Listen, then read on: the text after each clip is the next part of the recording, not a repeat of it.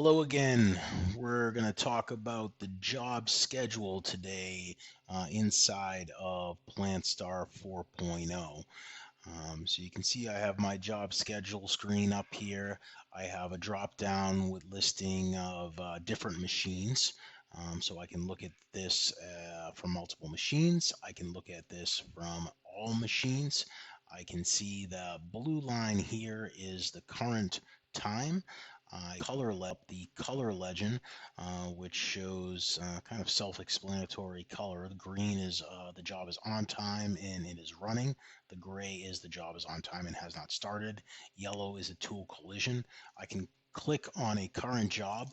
It gives me information about the job, product name, the start and end time, the duration of the job, the time remaining left in the job, and so forth. I can look at this in different views. Right now I'm looking at week by hour.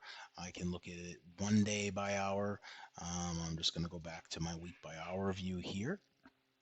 In terms of scheduling your jobs, very easy. PlantStar 4.0 has the opportunity to provide drag and drop of your job. So I can easily um, drag and drop jobs and put them into the schedule. These are a few list of jobs that I have just sitting in the queue. So I'm going to put this job right into the schedule, and it's going to show that I've added the job to the schedule. I can drag and drop jobs inside of the schedule. So if I have demand for this lotion bottle and I need to put it in front of the black tool case, this product is now moved within the job schedule. So you can see in this that here that we did some movement of the job.